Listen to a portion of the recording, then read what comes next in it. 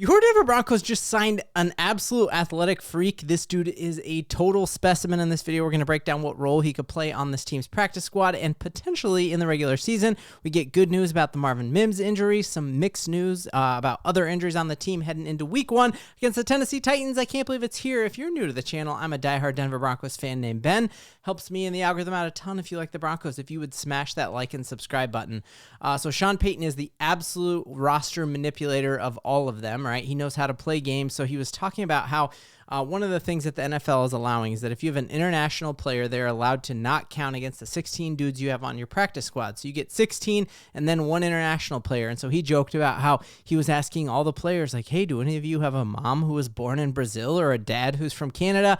But instead, the Denver Broncos went out and got Patrick Murtagh, a former decathlon athlete and a just absolute stud who has deep connections to our tight end room, which we're going to get to in just a second. But first, just to see the athletic specimen that this dude is, he broke his ankle in the 8th practice of Jaguars camp. Jaguars content creator who I texted said they were wildly hyped about him, and in training camp, he looked just like a total stud. You're talking 6'6", 250 pounds, and he played Australian rugby. So, like, he knows how to move with the ball and just an absolute specimen. You actually see him not just with his shirt off. Look at him and his massive ups when he goes up here and just gets the ball in slow motion. That's a dude who knows how to move, and he has wicked athleticism, and he is now on your Broncos practice squad. Again, broken ankle in the 6th or the 8th practice of training camp. And you're even just seeing here 6'6", 250 pounds. Evan Engram said he couldn't believe how quick his growth trajectory is. So there is no doubt in my mind that Evan Engram was the guy who pounded the table and said, hey, Sean, go get this dude. He is Australian, so we can come onto our practice squad without dumping any of these other players. And he'll be a great asset because we saw him and his ability to learn the game really quickly. So I think it's just a crazy high upside move. It might be the player that makes us forget all about Caleb Lohner. Like, if Caleb Lohner flames out and doesn't end up making the team or ever playing, but you end up stealing this dude who is wildly athletic. There's been a lot of talk. I've talked to Sire Bettinger and Cody Rourke about it, that after Evan Engram, we feel fantastic about that. But then after Evan Engram, we don't have anyone on this team who doesn't make this one of the worst tight end rooms in football. Like, we were the 31st or 32nd in every single category last season.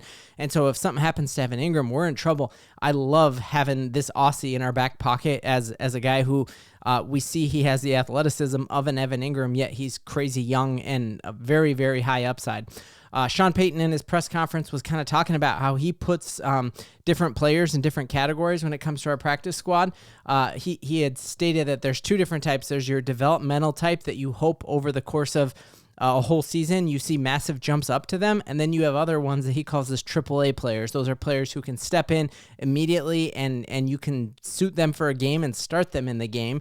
And so looking at our current roster and our current practice squad, I think guys like Caleb Lohner are that developmental type that, like, hey, we're hoping that by week 8 we can get him in a game, and Sean even said him and called him out specifically on that. And then guys like Lavelle Bailey, Adam Prentice, I think guys like A.T. Perry are guys that if break glass in case of emergency, if somebody gets hurt, you have those AAA players that can step right in. So I love how this practice squad is grading out. I wanted to ask all y'all in the chat, I was going to do it at the start, if you had to grade out this 53-man roster, A being the best, F being I guess F is passing at Thornton High School where I'm from, but A to F, how would you grade out this 53-man roster? Because I am saying that with our practice squad and our 53-man roster, I'm giving this an A because outside of maybe the punter, it's hard to find a position on this team that has regressed since last season. We also get a couple good pieces of great news here, and the first one is Marvin Mims. We'd heard yesterday that he left practice with a groin injury. We know those can take you out the entire season. Those can be nagging, and Sean Payton said there's zero concern with him. He even said yesterday he was trying to douse the rumor mill already yesterday and said we're not overly concerned with it. And then today in his press conference, it came out and said, hey, all players have today, tomorrow, and Sunday off, and then we're back to practice on Monday. We fully expect Marvin Mims to be back on Monday, so that is a massive bullet dodged in my mind. We know that Marvin Mims played almost 100% of the Bo Nix snaps in the preseason, and we didn't even see him in any of the gadget type things. So I think Sean has very high hopes for Marvin Mims in his in this second season with Bo Nix and obviously Marvin Mims' third season here with the team. So that's exciting. We did get a little bit of maybe concerning news, and I'm curious how this landed with all of you. Sean Payton was asked about that linebacking core and how he was feeling about Alex Singleton and Dre Greenlaw, and he threw a little line in there that made me take a second take, right, when I was listening to it. He said that those guys might be on a pitch count, that he didn't want those guys going out and playing 70 snaps in week one. And I want to see him play an entire game. And so that got my radar up a little bit. If you take a look at how our practice squad is constructed and with all the inside linebackers that we kept, you do kind of see that Sean Payton might be a little more concerned about injury concerns with Greenlaw and Singleton there because of the fact that we have Stranad, we have Kareem Reed, we have Lavelle Bailey on the practice squad, and then we're going to get Drew Sanders back. So it's almost like we are so linebacker heavy that it's almost like Sean Payton is hedging his bet that one of those guys doesn't make it through the whole season. I'm here to say that if Dre Greenlaw can play the majority of this season, we're talking 16 games plus, we will have the best defense in football. He is that good of a player. If he's only going to get 10 games in, that makes that position a little more worrisome in my mind. Curious what all y'all think about that. Other good news that we got today, we're just seeing here that the confidence Sean Payton has going into week one, it just feels different. You hit the vibes that he had, and even talking about the players getting these days off and how good it will be for them just seems night and day from these past two seasons where Sean Payton felt uptight going into the season, and he from the jump was talking about how important it is to start off hot.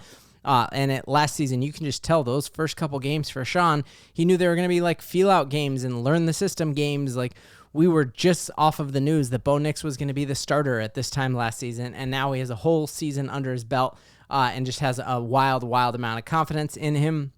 Other things that I think the 53-man roster and our practice squad really cleared up was how confident Sean and Rizzy are in our punting game. That was the one area of concern a lot of people on Twitter had about this Broncos roster because our other Australian on the team, Jeremy Crenshaw, was shanking some punts, and Sean Payton said he and Rizzy kind of worked on some situations that Jeremy would shank a punt on his first one, but when he had a couple swings at it, by his second and third and fourth and fifth, he was good. But in the NFL, you don't get warm-ups. Like you get out there and you go 0 to 100 real quick as a punter in the league. And so they did some things where you're not waiting until, hey, this is the time we're practicing punts. Just in the middle of practice, they'd be like, all right, let's do a punt. And again, Sean Payton is just a great job of enabling his other coaches and giving them credit. And that's something you do not hear elsewhere. Like Sean Payton was the one who told all of the media that it was Davis Webb who called that last game, and he was the one giving Davis Webb his glow up, and that's a sign of a great leader, someone who says in their press conference, yeah, the idea of helping our new punter, that was a great idea by Riz, and that's the type of coach you stick around. When your leader is acknowledging your additions to the team, you stay with the team much longer, and I think that's our hope here in Denver, is that Davis Webb would stay at least one more year because of Sean Payton giving him accolades, giving him his flowers. I think that's a great thing. And then the other great thing is just hearing how much further along right now Bo Nix is than he was this time last year. We had heard multiple offensive linemen say that Bo Nix is getting to the line 5 or 10 seconds earlier than he was last year because he knows the play calls. And then we're hearing Sean Payton just say that he's processing so much faster, but he's still in the back of his mind when Sean Payton's calling plays in there. He isn't just going to give him everything, that we still will have a slow build up here, which I think is great. But again, it's a massive step ahead of this time last season where Bo Nix came in and he was just reading one side of the field and two reads, and now he has the whole playbook open to him, and we know Sean Payton is going to help him develop slowly, which I think is fantastic there. And then Sean Payton corroborated what a lot of folks had kind of pieced together on Twitter, which is the fact that you are looking at Sam Ehlinger turning down $700,000 per year to be on a practice squad versus being the backup quarterback and multiple other teams.